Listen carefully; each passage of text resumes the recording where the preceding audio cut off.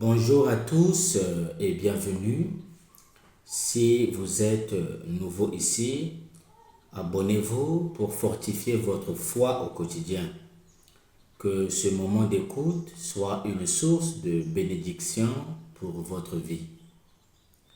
L'évangile du dimanche dernier nous racontait le miracle de la distribution des pains et des poissons pour une grande foule dans un lieu désert, qui s'est achevé par la collecte de 12 paniers remplis de restes. Cet événement est suivi de l'épisode bien connu d'aujourd'hui, dans lequel Jésus marche sur la mer. Ces deux miracles, la distribution des pains et la marche de Jésus sur les eaux, constituent une nouvelle manifestation de l'identité de Jésus. Il se révèle comme le Messie, qui, selon une tradition, aurait renouvelé le prodige de la manne, et comme le Fils de Dieu. Marcher sur les eaux, en effet, était considéré comme une prérogative divine.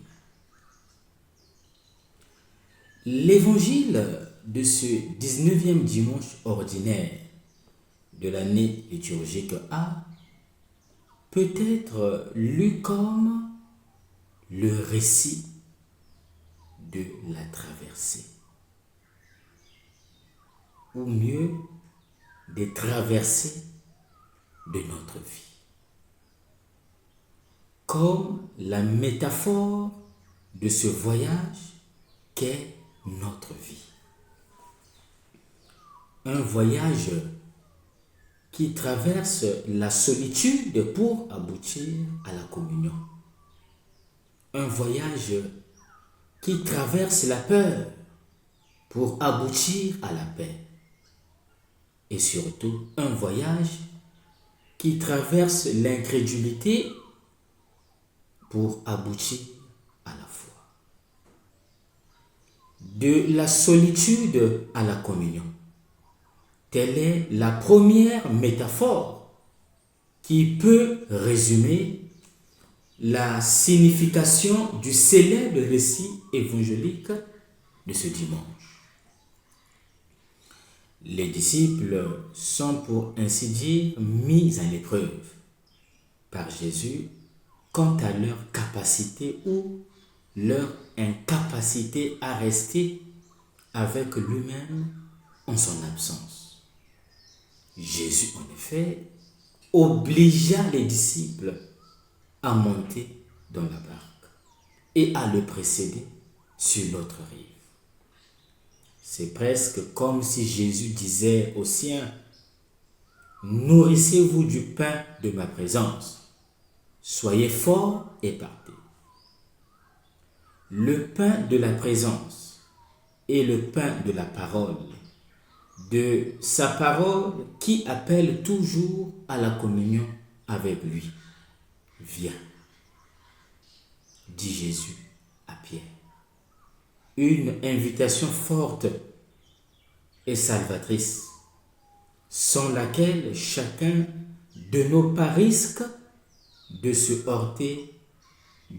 heurter au découragement, de sombrer. Une invitation qui nous arrache à nous-mêmes et qui répond à notre désir le plus profond. Ordonne-moi de venir vers toi, et j'aurai la force de quitter ma solitude autiste pour vivre de ta communion dans une solitude habitée par ta présence. De la peur à la paix. Telle est la deuxième métaphore ou image de la traversée. Le bateau est secoué. Les disciples sont bouleversés et ont peur. Pierre prend peur et coule.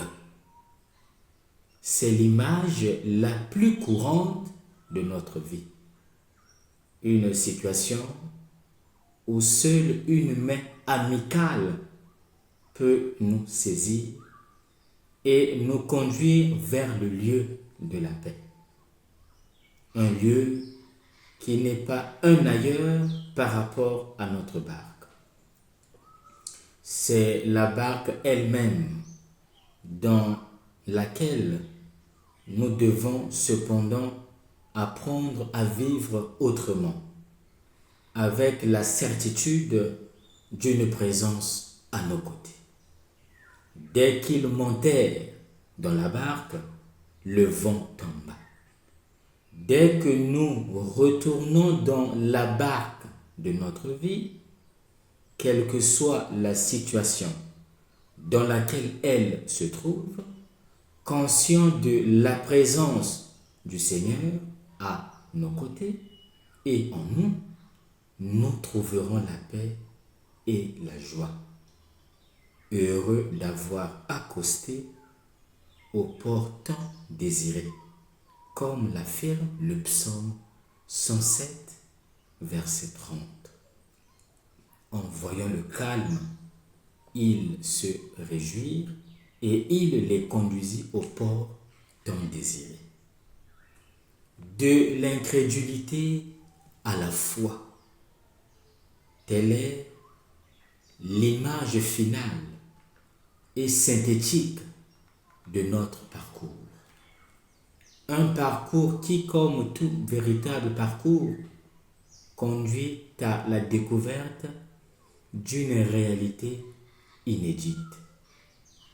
C'est le parcours d'une découverte plus approfondie de celui en qui nous avons placé notre foi, de celui qui est notre paix.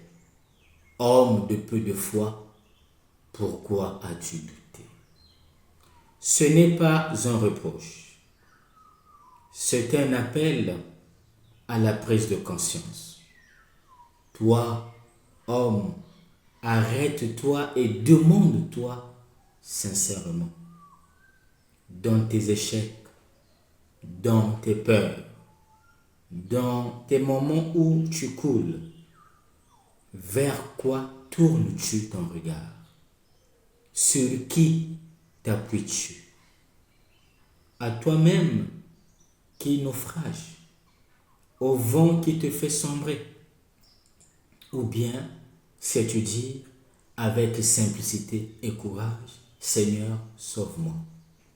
Sais-tu te confier à celui qui est plus grand que ton cœur effrayé et tourner tes yeux et ton cœur vers celui qui est là et qui t'appelle, viens, je me tiens à la porte de ton cœur, je suis déjà dans ta barque.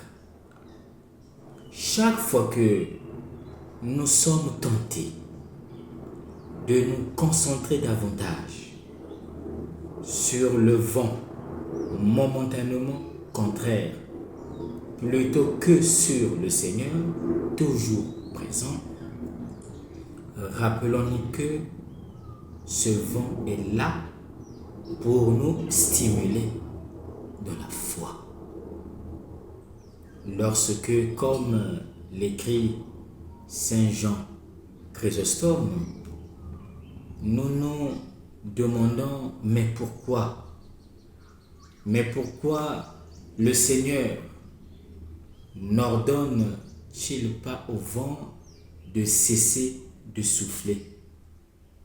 Rappelons-nous la réponse que Saint Jean Chrysostome nous suggère, afin que nous la fassions nôtre. C'est parce que ta foi est nécessaire. Lorsque nous cessons de faire notre part, Dieu cesse lui aussi de nous aider. Et notre part, c'est la confiance en lui. Dans les moments de détresse de notre vie, ne détournons pas nos yeux du Seigneur. Bon dimanche à tous.